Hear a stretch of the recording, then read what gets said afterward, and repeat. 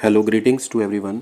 हम यहाँ पर क्लास 10th का क्वेश्चन पेपर डिस्कस करेंगे मैथ्स का। 10 मार्च 2025 को आपका एग्जाम हुआ था, तो एक एक करके सभी क्वेश्चंस को डिस्कस करेंगे। पहले एमसीक्यू देखते हैं। फर्स्ट क्वेश्चन हमारे सामने दिया हुआ है, if tan 3 theta is equals to √3 then theta by 2 equals to. देखो प्यारे बच्चों, इसमें आपको पहले थीटा की वैल्यू फाइंड आउट करनी है। जैसे हमें tan 3 थीटा इक्वल्स टू √3 दिया है, हमें पता होना चाहिए कि √3 जो है 10 में किसकी वैल्यू होती है। अगर आपको वो टेबल अच्छे से याद है तो सभी को पता होगा कि tan 60 की वैल्यू हमारे पास √3 होती है। तो आपको सिंपली करना क्या है कि √3 के प्लेस पे tan ऑफ 60 पुट करना है, तो आपका आंसर फाइंड आउट हो जाएगा। यहाँ पर दिया था tan of 3 theta equals to tan of 60 degree. मैंने √3 के प्लेस पे 60 डिग्री tan 60 डिग्री पुट कर दिया।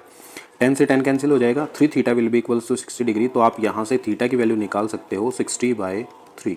जब आप इसको कैंसिल आउट करेंगे तो आपको थीटा की वैल्यू मिलेगी 20, लेकिन आपको निकालना था थीटा/2 यानी कि 20/2 जो कि कितना होगा 10 डिग्री। ठीक है, थीटा का हाफ आपको बताना था। सेकंड क्वेश्चन में कहा गया है कि x is the LCM of 4, 6, 8, y is the LCM of 3, 5, 7 and p is the LCM of x and y। देखो थोड़ा सा समझना है क्वेश्चन को। x तो 4, 6 और 8 का एलसीएम दिया है। इट मीन्स x क्या हो जाएगा, जब आप 4, 6 और 8 का एलसीएम लोगे तो x बनेगा 2 × 2 4, उसके बाद 2 × 3 6 और 8 के लिए मुझे एक और 2 लगाना पड़ेगा। तो ये बना 2 × 2 4, 4 × 3 12, 12 × 2 24। तो एलसीएम ये वैल्यू आई x की।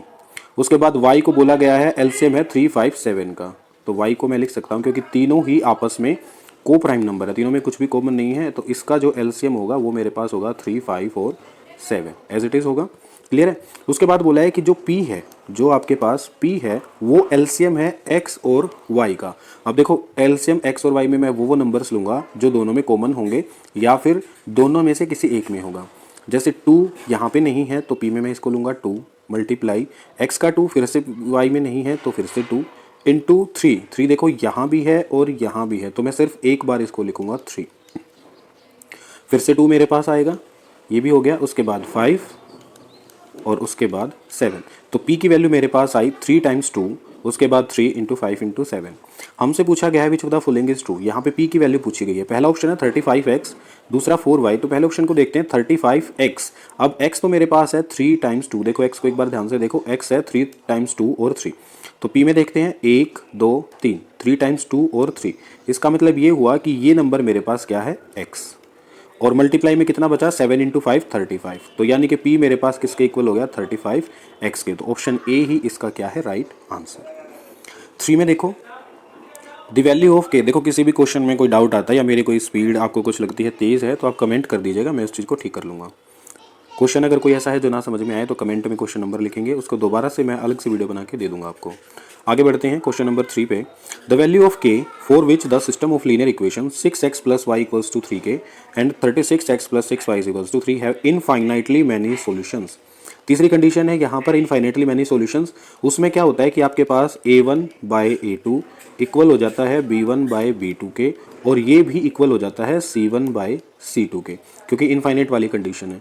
अब अगर आप पहली इक्वेशन में देखोगे 6x + y यानी कि a1 की वैल्यू है 6 अपॉन में a2 की वैल्यू देखो दूसरी इक्वेशन में 36x + 6y यानी कि 36 है a2 की वैल्यू, इक्वल्स टू b1 की वैल्यू फर्स्ट इक्वेशन से देखेंगे y के आगे कुछ नहीं है तो 1, और b2 की वैल्यू देखेंगे सेकंड इक्वेशन से जो कि है 6। तो बेसिकली जब आप इसको कट करोगे 6 × 1 = 6, 6 × 6 = 36। तो a1/a2 = b1/b2 तो हो चुका। तीसरा होना चाहिए c1/c2 यानी कि 3k अपॉन में सेकंड इक्वेशन से देखेंगे तो 3। तो 3 से 3 कैंसिल आउट हो जाएगा, k बचेगा, और k का आंसर यहाँ पे 1/6, इधर भी 1/6। तो k का आंसर बेसिकली क्या आ रहा है 1/6। तो ऑप्शन बी होगा इसका राइट आंसर। फोर्थ क्वेश्चन देखेंगे।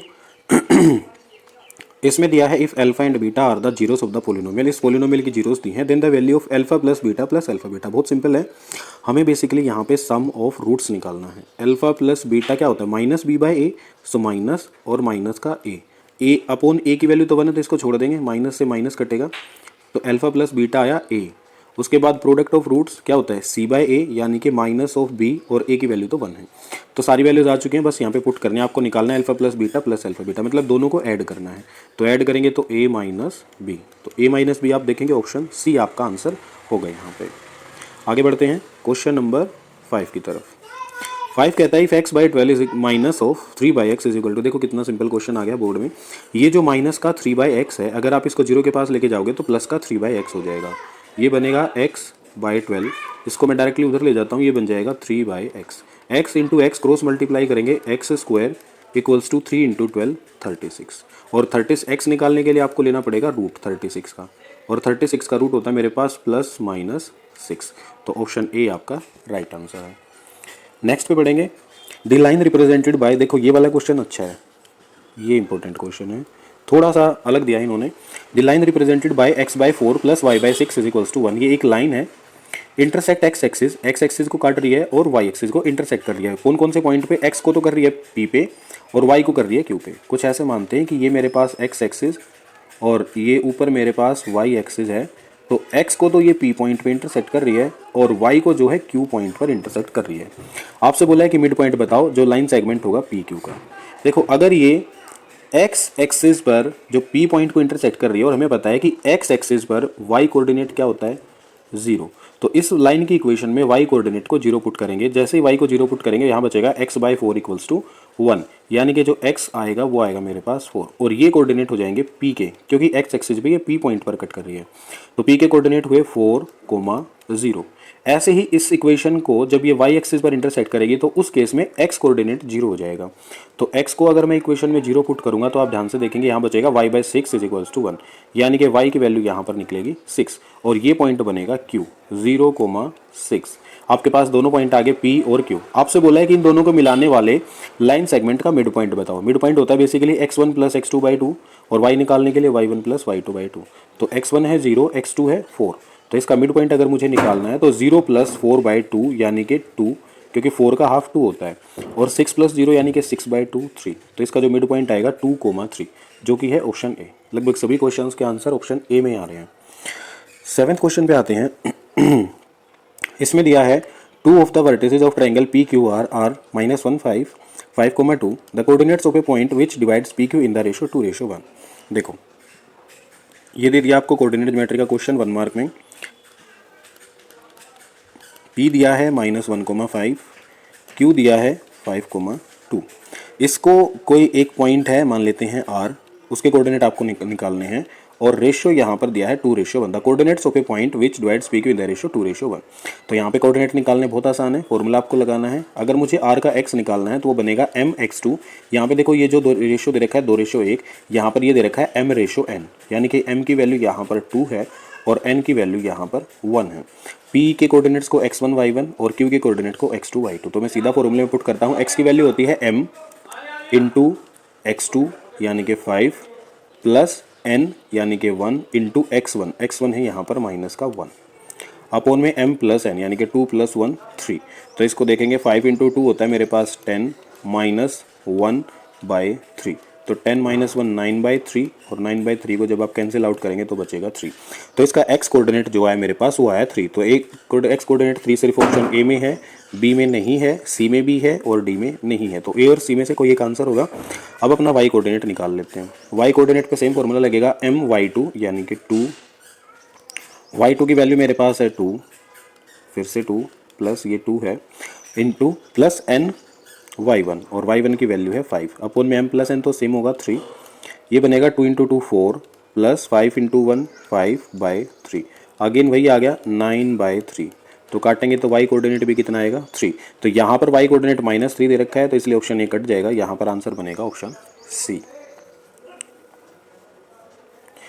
क्वेश्चन नंबर 8 को देखेंगे, बहुत सिंपल क्वेश्चन है। Tangent PA and PB drawn from the external point P to the circle with centre O are inclined to each other at an angle of 80 degree. दोनों के बीच का angle दे रखा है 80 degree as shown in the figure, then the measure of angle POA। Basically आपको ये वाला एंगल बताना है। देखो रेडियस और टेंजेंट के बीच में यहाँ पे तो क्या होगा 90 डिग्री का एंगल, ये भी रेडियस और ये भी टेंजेंट, यहाँ पे 90 डिग्री का एंगल। अब क्वाड्रिलेटरल देखेंगे AOBP, चारों का सम 360 होना चाहिए। इनका 90 + 90 180, ये पूरा 80 दे रखा है, तो एंगल AOB, अगर मैं पूरे एंगल की बात करूं, एंगल AOB पूरा कितना होना चाहिए 100, तभी 100 + 80 180 होगा। फिर मुझे ये आधा एंगल पूछा। देखो जो लाइन आती है, जब दो टेंजेंट एक दूसरे पे जितने एंगल पे इंक्लाइंड होते हैं, और उस पॉइंट से या उस वर्टेक्स से अगर मैं एक लाइन ड्रॉ करता हूं जो सर्कल के सेंटर से पास होती है, तो वो गिवन एंगल को या फिर सेंटर पर बनने वाले एंगल को बाइसेक्ट करती है। तो बेसिकली आपको इसको AOB का हाफ निकालना है, जो कि आपके पास हो जाएगा एंगल POA, यानी कि 100 का आपको बस हाफ करना था इस वाले क्वेश्चन में, जो कि आंसर होगा 50 डिग्री। ठीक है, नेक्स्ट देखते हैं coat theta plus tan theta. देखो इसका आंसर तो सभी को याद होता है, कोसेक थीटा सेक थीटा कितनी बार करते हैं। अगर इसको सोल्व करोगे तो सोल्व करके देखो। कोस थीटा को लिख सकते हैं, कोट थीटा को लिख सकते हैं cos theta by sine theta, plus tan theta को लिख सकते हैं sine theta by cos theta. अगर मैं दोनों का एलसीएम लूँगा तो एलसीएम आएगा साइन थीटा और कोस थीटा। साइन से साइन कटेगा, ये बनेगा कोस स्क्वायर थीटा और यहाँ बनेगा sine square theta. Sine square theta plus cos square theta 1 होता है और ये बना 1 by sine theta cos theta. 1 by sine को लिख सकते हैं कोसेक और 1 बाय कोस को लिख सकते हैं सेक। तो इसका आंसर होगा ऑप्शन है। इसका तो वैसे डायरेक्ट आंसर याद करवा दिया जाता है क्लासेज में। Cot theta plus tan theta equals to होता है सेक थीटा कोसेक थीटा के। आगे बढ़ते हैं। If in the two triangles triangle D E F and triangle P Q R, angle D equal to angle Q है, angle R equal to angle E है। देखो corresponding angles हमेशा equal होते हैं, तो ये बेसिकली आपको कोरस्पॉन्डिंग एंगल्स के पेयर दे रखे हैं। तो आपको ट्रायंगल का नाम भी कुछ इस तरीके से लिखना है, डी के साथ जो है एंगल क्यू इक्वल है, तो पहले ट्रायंगल के नाम में डी और इसके कोरस्पॉन्डिंग नाम होगा क्यू। फिर है आर, अब आर जो है पी क्यू आर वाले ट्रायंगल का नाम है, तो क्यू के बाद अगर मैं आर लिखता हूं तो आर के कोरस्पॉन्डिंग है ई, तो डी के बाद मुझे लिखना पड़ेगा ई। तो ये बना डी ई एफ, लास्ट में एफ लिखा तो क्यू आर लास्ट में लिखूंगा मैं पी। ठीक है, कुछ इस तरीके से आप ट्रायंगल्स के नाम लिखेंगे, बस यही इसमें ट्रिक थी, बाकी इसमें कुछ नहीं था। इसने बोला है कि ये दो ट्रायंगल्स है आपके सामने और दोनों सिमिलर होंगे, क्योंकि दो कोरस्पॉन्डिंग एंगल इक्वल है तो दोनों सिमिलर होंगे, और अगर दो ट्रायंगल सिमिलर है तो कोरस्पॉन्डिंग साइड्स का रेशो सेम होगा। आपसे पूछा है कि इनमें से कौन सा ट्रू नहीं है। पहला देखते हैं D E by Q R, D E by Q R यहाँ तक ठीक है। उसके बाद D F by P Q, D F by P Q ये भी ठीक है। फिर E F by P R, E F by P R equals to D F by P Q, D F by P Q ये भी ठीक है। E F by R P, E F by R P upon में is equals to D E by Q R, D E by Q R ये बिल्कुल ठीक है। Last option बचता है D E by P Q, ये गलत है। देखो डी ई फर्स्ट और सेकंड है, लेकिन यहाँ पे फर्स्ट और सेकंड क्यू आर होना चाहिए, जब किसने दे रखा है पी क्यू, तो ये वाला आंसर गलत है और यही हमारा आंसर होगा। आपको यहाँ पे नोट ट्रू बताना था, कोई भी तीन ठीक है, आपको गलत वाला यहाँ पर बताना था। 11th क्वेश्चन देखते हैं। The measurement of triangles these are shown in the figure. अच्छा, आपको ट्रायंगल्स की मेजरमेंट्स दे रखी हैं। ओके, आपको बताना है एसी। देखो यहाँ पर आपके पास अगेंस्ट थियरम थ्योरम आएगी, जैसा कि इससे पहले वाले क्वेश्चन में क्या गया, अगर दो जो है ट्रायंगल्स आपस में सिमिलर हैं तो उनके कोरस्पॉन्डिंग साइड्स का रेशो क्या होगा, सेम होगा। तो यहाँ पे देखो ये एंगल 130 डिग्री, एंगल 130 डिग्री, यानी कि यहाँ पे एम किसके इक्वल है, बी के। ट्रायंगल्स का नाम लिखना बस आपको आना चाहिए। फिर ये 28 डिग्री है, तो अगर मैं तीसरे वाला एंगल निकालूंगा तो ये आएगा 22 डिग्री, क्योंकि एंगल सम प्रॉपर्टी आप यहाँ पर लगा देंगे, तीनों का सम 180 डिग्री होना चाहिए। अब ये 20 डिग्री तो ये भी 20 डिग्री, यानी कि एम के बाद अगर एल लिखता हूँ तो यहाँ पे बी के बाद ए लिखना पड़ेगा। अब एम एल एन यहाँ पर बी ए सी, ये बन गया आपके पास दो ट्रायंगल्स। अब आपको निकालना है ए सी, और आपको दे रखी है बाकी सारी साइड्स। यहाँ पे दे रखा है ए बी, यानी कि मैं रेशियो ले लेता हूँ M L by A B equals to N L by A C. M L कितना दे रखा है आप लोगों को, एम एल दे रखा है 5 अपोन में ए बी भी मुझे 5 दे रखा है। ये 5 था कि 25 था, 5 नहीं होगा, ये कुछ और होगा, 45 था, सॉरी ये 45 है, ये 45 है। तो 45 by 5 equals to N L, N L आपको दे रखा है 72 अपोन में ए सी को एक्स मान लेते हैं, जो कि मुझे निकालना है। तो 5 1 जा 5, 5 9 जा 45। ठीक है, अब इधर है 9, इधर है 72, काट दो, 9 1 जा 9, 9 8 जा 72, तो एक्स का आंसर कितना बचा, 8। तो ए सी मुझे निकालना था, तो ए सी यहाँ पर आएगा 8। क्लियर है, आगे बढ़ते हैं।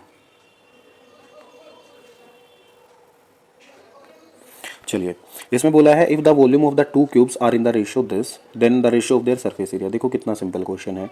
जो क्यूब्स का वॉल्यूम होता है वो क्या होता है, side cube, it means A cube, और अगर दूसरे की साइड में बी मान लेता हूँ तो बी क्यूब।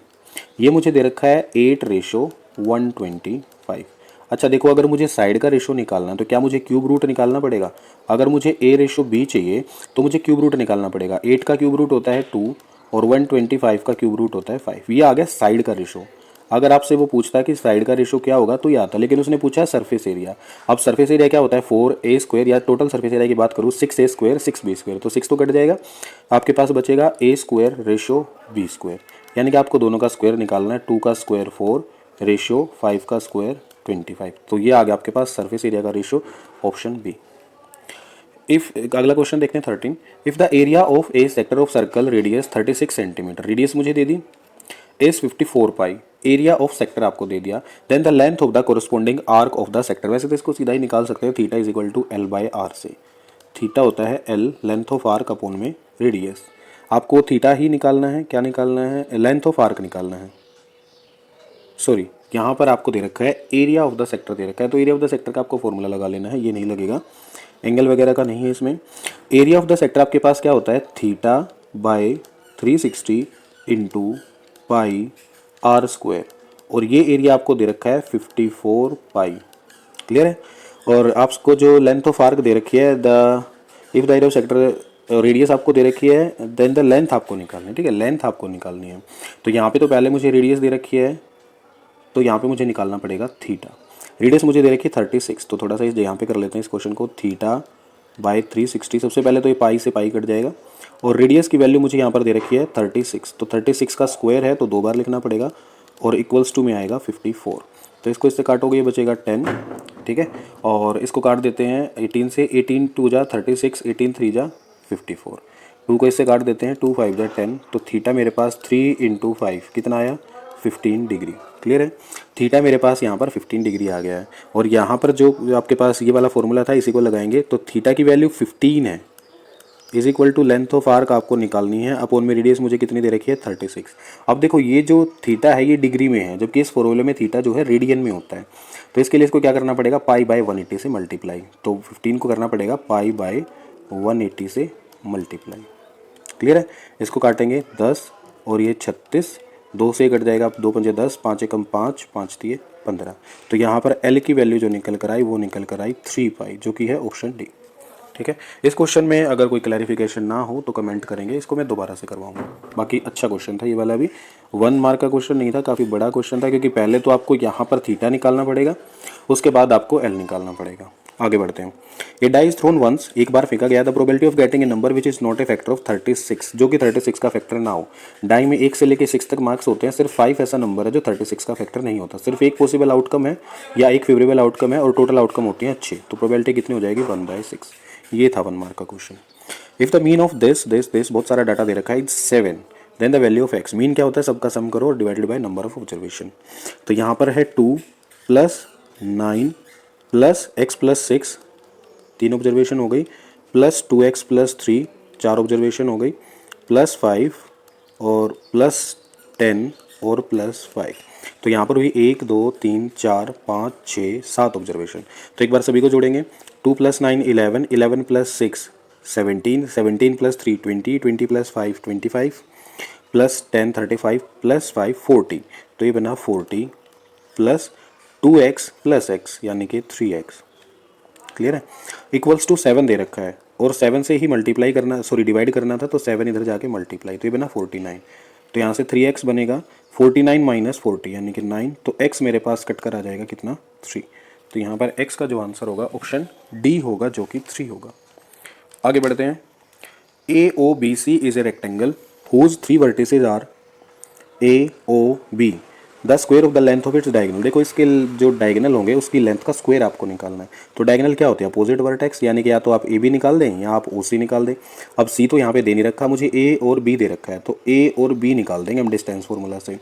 तो ए बी देखो कोऑर्डिनेट का फिर से एक और क्वेश्चन आ गया। ए बी क्या हो जाएगा डिस्टेंस फार्मूला से, x2 - x1 का स्क्वायर यानी कि 4 का स्क्वायर, y2 - y1 का स्क्वायर यानी कि -2 का स्क्वायर या 2 का स्क्वायर। एक ही बात है, स्क्वायर होने के बाद सब प्लस हो जाता है। ये बनेगा स्क्वायर रूट ऑफ 16 + 4, तो ये बनेगा स्क्वायर रूट ऑफ 20। आपसे पूछा है जो लेंथ आएगी उसका स्क्वायर, यानी कि बेसिकली आपको इसका स्क्वायर निकालना है। तो स्क्वायर से स्क्वायर रूट कटेगा, तो लेंथ यहाँ पर कितनी आएगी, 20। आगे बोला है जीरोस ऑफ द पोलिनोमियल, इस पोलिनोमियल की आपको जीरोस बतानी है। तो बड़ा ही आसान है, अगर इसकी जीरोस मुझे बतानी है तो क्या होना चाहिए, जीरोस। जब इसको इसमें पुट करें तो मेरे पास पूरा का पूरा पोलिनोमियल जो है 0 हो जाए। तो इसके लिए क्या करना पड़ेगा, इसमें जो लास्ट टर्म होती है इसके फैक्टर करने होते हैं।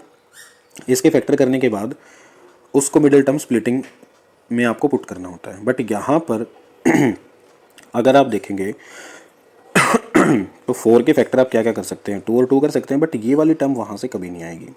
तो या तो आप इसको फॉर्मूले से करें, जिसमें जीरोस निकालने का फॉर्मूला होता है -b + -√b² बाय -4ac/2a, या फिर आप एक काम कर सकते हैं, आपको जो ऑप्शंस दे रखे हैं, देखो ऑप्शन थोड़े सिंपल दे रखे हैं, ठीक है, और जो आपको ऑप्शंस दे रखे हैं उसको आप यहाँ पे पुट करके देख सकते हैं। वैसे यहाँ पे एक दिक्कत और मुझे दे रखी है, इस क्वेश्चन का जो मार्क्स है वो सभी को मिलना चाहिए, क्योंकि यहाँ पर ऑप्शन ए और ऑप्शन सी की अगर मैं बात करूँ तो दोनों ऑप्शन बिल्कुल सेम दे रखे हैं। फिर भी एक बार इसका आंसर निकालते हैं। अगर देखो मैं ऑप्शन ए का 2 पुट करके यहाँ पर देखता हूँ, एक्स की जगह पे, तो 2 का square 4 - 2 into root two, 2 into 3 6 root two plus 4। तो बेसिकली यहाँ से तो जीरो नहीं आ रहा, तो ना तो ऑप्शन ए इसका आंसर होगा ना ऑप्शन डी इसका आंसर होगा। अब बारी आती है रूट टू को पुट करने की ऑप्शन बी की तरफ।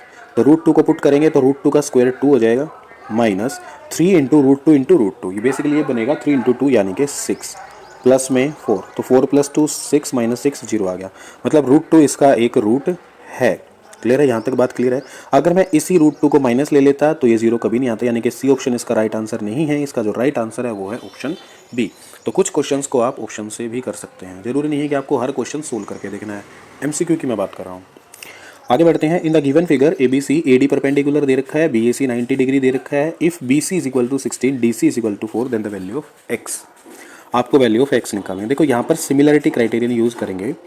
अगर मैं ध्यान से देखूँ कि ट्रायंगल बी ए सी, ट्रायंगल बी ए सी, ये मैंने बीच में लिखा जो कि 90 डिग्री है, ये सिमिलर होगा कौन से ट्रायंगल के? दूसरा ट्रायंगल आपको लेना है A D C, A D C. अब देखो नाम मैंने कैसे लिखा, इसका ए 90 है, इसका डी 90 है, इक्वल हो गया। इसमें सी और सी कॉमन है तो सी और सी के कोरस्पॉन्डिंग लिख दिया, तो ये दोनों ट्रायंगल जो है सिमिलर हो गए।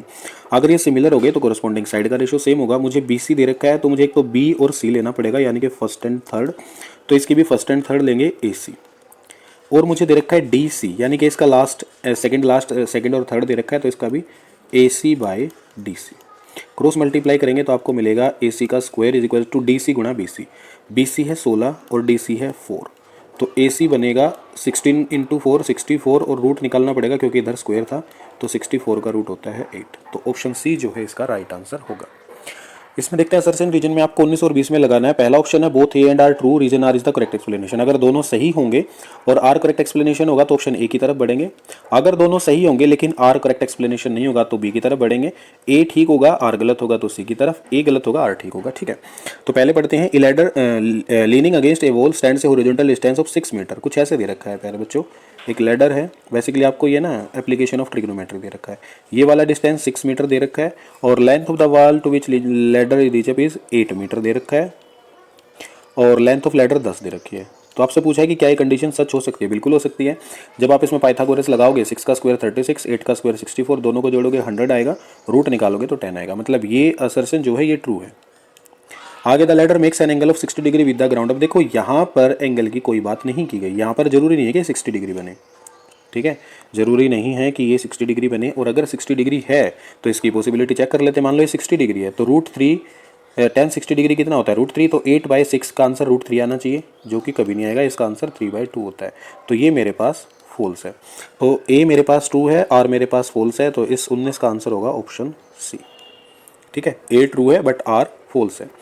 इस पर आते हैं। Two tangents are drawn to a circle from an external point then they subtend equal angle at the centre of the circle. देखो इसने बोला है कि अगर आपके पास two tangents are drawn to a circle from an external point, दो tangent मैंने ड्रॉ किए हैं, then they subtend equal angle at the centre of the circle.